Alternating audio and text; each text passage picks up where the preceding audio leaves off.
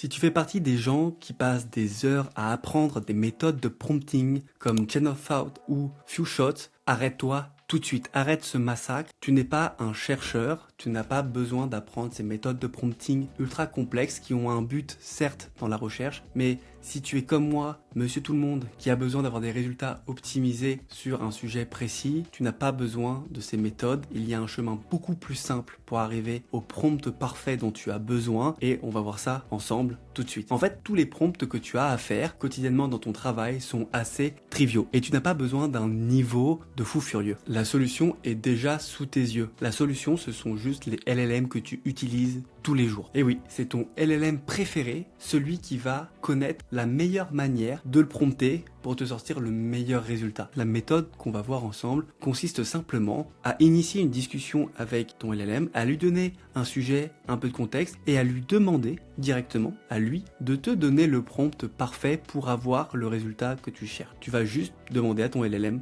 de te créer le prompt dont tu as besoin pour avoir le meilleur résultat possible. La solution, elle est sous tes yeux depuis le début. Ce n'est pas dans des méthodes complexes, ce n'est pas dans des recherches scientifiques, mais simplement dans un simple prompt que tu demanderas à ton IA préféré. Et du coup, c'est ce qu'on va voir ensemble aujourd'hui de manière très rapide. Et cette méthode, celle que je vais te donner, elle fonctionne pour n'importe quelle niche, pour n'importe quelle question, pour n'importe quel domaine, pour n'importe quel type de prompt. Cette méthode fonctionnera et te permettra d'obtenir des résultats concrets, plus détaillés, beaucoup plus rapidement. Avant de rentrer dans le vif de la vidéo, j'aimerais que tu comprennes le point auquel on fait tous face et le problème auquel on est confronté, c'est le problème de l'over-engineering au niveau du prompt. En fait, on se dit tous qu'il faut faire quelque chose d'hyper précis, d'hyper structuré, comme par exemple les méthodes Chain of Thought, Few Shot, Tree of Thought, React ou même encore AutoGPT. Ce qu'il faut voir, c'est que ces méthodes-là sont très bien dans la recherche, ça va nous permettre d'aller chercher la petite bête, de pousser un peu les LLM, les IA dans leur retranchement, mais nous, en tant qu'utilisateurs lambda, on va dire utilisateurs quotidiens, on n'a pas besoin de ces méthodes ultra poussées. Et du coup, le résultat, c'est que tu passes plus de temps à écrire des prompts que d'utiliser le résultat. Et ça, c'est de l'over-engineering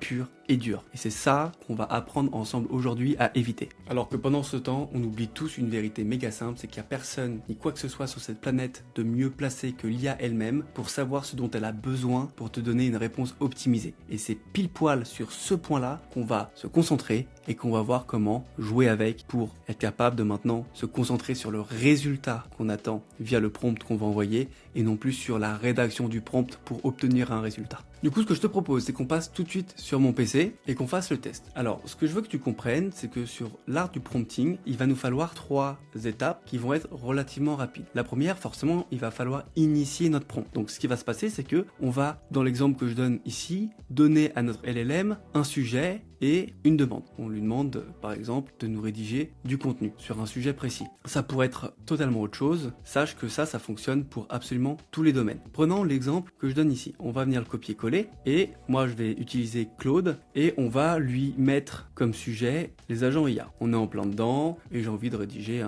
un contenu sur LinkedIn. Ça, c'est le premier prompt qu'on va lui envoyer. Donc là, Claude va nous donner des idées. Voilà. Donc ça, c'est le résultat classique, on va dire brut de décoffrage quand on va lui poser un prompt aussi basique que ce que je viens de lui faire. Maintenant, ce qu'on veut aller chercher, c'est un peu de précision. Et donc là, ce qui va être intéressant, et on pourrait même, la réalité, c'est qu'on pourrait même directement passer à la demande d'optimisation. Donc là, maintenant qu'on a ce résultat-là, on va lui demander directement, maintenant, réécris ma demande sous forme de prompt optimal qui te permettrait de donner le meilleur résultat possible à ce sujet. On va le laisser réfléchir un petit peu et là, il me donne tout de suite le prompt optimal. Et c'est là qu'on est vraiment dans quelque chose de très fort et de très précis, c'est que comme lui, il sait ce qu'il lui faut pour être très précis, il va nous donner le prompt parfait qui, pour le coup, nous aurait pris plusieurs dizaines, voire petites heures à faire pour être capable d'avoir le meilleur résultat. Et là, on voit qu'il nous a quand même fait quelque chose de très précis. Mon prompt, initialement extrêmement simple, je lui demande de me réécrire la demande sous forme d'un prompt optimal qui te permette de me donner le meilleur résultat possible à ce sujet. Et voilà ce qu'il me donne. On a un titre, on a un contexte objectif, on a une audience cible, on a des spécifications de contenu, l'élément à inclure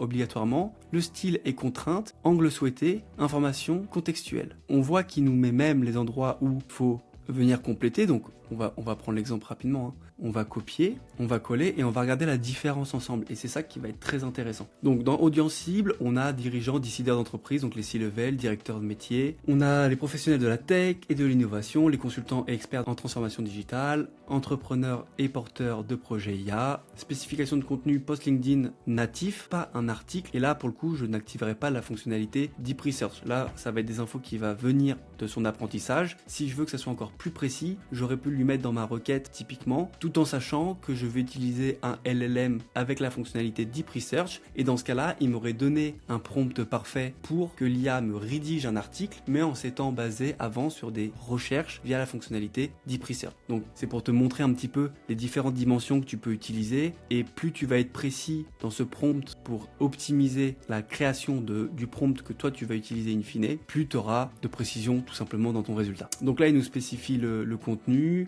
la longueur, le ton, la structure, donc un hook, des insights, un call to action, les éléments à inclure obligatoirement, donc des statistiques récentes, donc là à savoir et à anticiper qu'il faudra vérifier les statistiques, surtout que là ça va être des statistiques dites récentes sans être allé chercher sur le web puisque je ne vais pas activer la fameuse fonctionnalité de recherche sur le web. Le style et contraintes que je pourrais changer, hein, mais là il a mis automatiquement éviter le jargon technique excessif pour que ça soit lisible par tout le monde, privilégier les exemples concrets aux concepts abstraits, utiliser des emojis avec parcimonie, 1 ou 2 maximum, ça c'est bien. Si tu en veux plus, bah voilà, tu peux augmenter le chiffre ici, inclure des bullet points ou listes pour la lisibilité, et enfin pour finir, adopter un angle original et les généralités. L'angle souhaité, donc là on a quelque chose à venir ajouter. Quand on a des crochets en général, c'est que le LLM attend un input de l'humain, donc une entrée supplémentaire, à préciser selon le positionnement voulu, retour d'expérience, analyse de marché, prédiction, guide pratique. Je sais que je suis vachement dans la prédiction, angle souhaité, prédiction.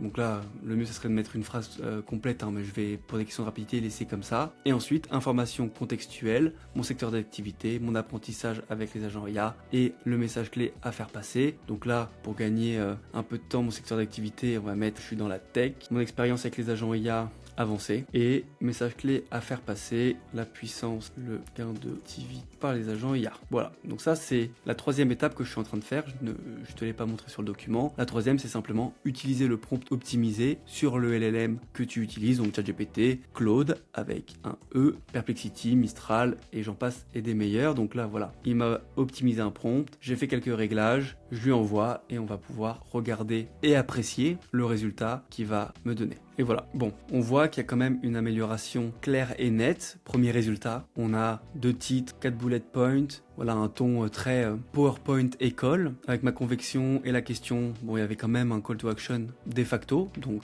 on voit quand même que les LLM sont bien entraînés, mais là on voit quand même une vraie amélioration avec un hook qui est clairement accrocheur. D'ici 18 mois, 70% des entreprises tech auront au moins un agent IA en production. Ça donne envie de lire. En tout cas, moi, je vois un article comme ça passer sur LinkedIn. Ça me donne envie d'aller un peu plus loin. Après 2 ans d'implémentation d'agents IA dans différents projets, voici mes 3 prédictions pour 2026. Bon, là, comme c'est des prédictions, les pourcentages ne veulent pas dire grand chose, c'est très subjectif. Je pourrais m'amuser à aller regarder des rapports McKinsey à ce sujet. Il y en a beaucoup pour choper un peu de vraies données. Et puis, mon call to action, des tags qui sont très pertinents. Voilà, sache que cette méthodologie-là, pour résumer, est valable dans tous les cas, que ce soit dans une demande à un agent IA, typiquement le nouvel agent IA qui est sorti de ChatGPT, que ce soit pour la création d'un prompt optimal pour de la recherche sur le web via ton LLM préféré, ou que ce soit simplement comme on vient de le faire ensemble, une demande directement à ton LLM. Avant de terminer cette vidéo, et je te rendrai le document disponible si ça t'intéresse, je veux te parler des techniques avancées, le métaprompting, avec 3 exemples. Il y en a beaucoup d'autres, seule ton imagination t'arrêtera, mais en gros j'ai créé 3 groupes qui me semblent intéressants et en tout cas que moi j'utilise quand je fais du prompting. C'est l'autocritique, l'adaptation contextuelle et l'optimisation itérative. En gros, on va pas faire d'exemple en live là, c'est pas le but du tout, mais ce qu'il faut que tu vois, c'est que tu peux demander au LLM de critiquer le travail qu'il a fait, ça va l'obliger à revoir ses versions et potentiellement te donner un prompt optimisé, encore plus optimisé. L'adaptation contextuelle, c'est juste, et c'est très souvent utilisé pour pour le coup, quand tu veux apprendre une nouvelle compétence, typiquement dire que tu veux apprendre, je sais pas, à utiliser les agents IA, mais que tu es débutant et que ton objectif c'est simplement être capable de créer ton premier agent IA sur N8N. Et donc en faisant ça et connectant typiquement l'adaptation contextuelle à Internet, donc avec la fonctionnalité Deep Research, ton LLM va aller sur Internet, va chercher toutes les infos qu'il lui faut pour être capable de te donner une mini formation sur l'outil N8N, donc avec la documentation qu'il va trouver en ligne.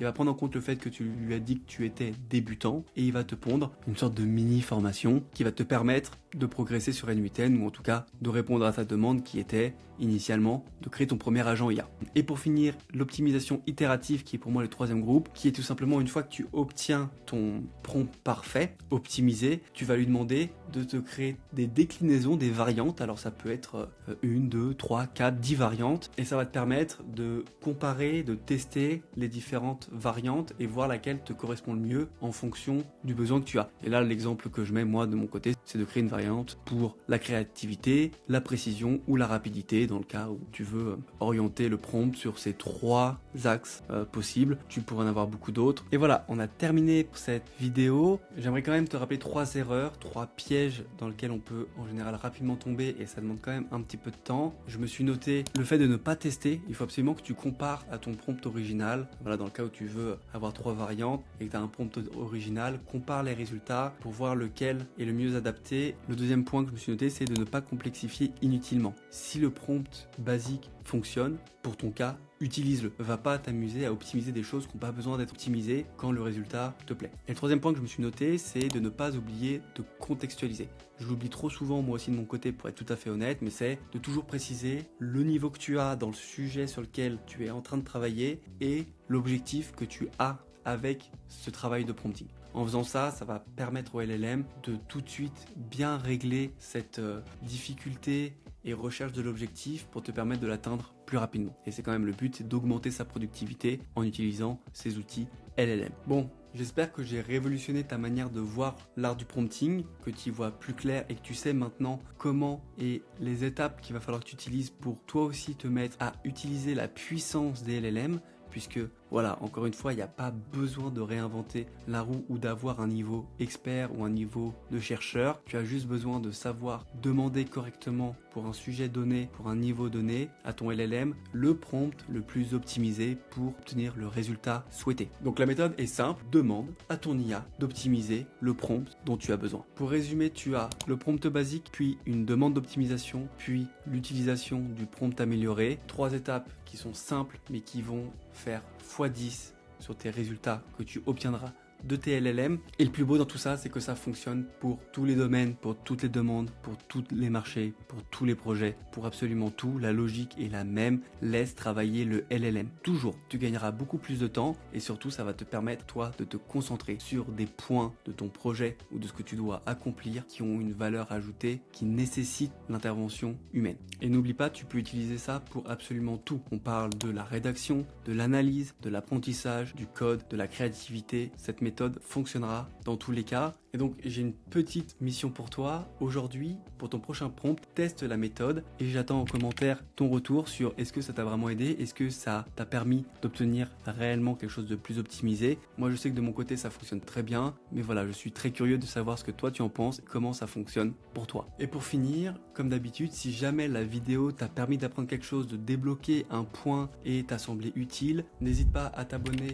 à liker et à commenter la vidéo. Toi de ton côté c'est totalement gratuit et moi ça me donne une force incroyable. Donc merci d'avance à tous ceux qui prendront le temps de faire cette petite action. Et souviens-toi, la meilleure IA que tu as pour optimiser tes prompts, c'est celle que tu utilises déjà. Ciao.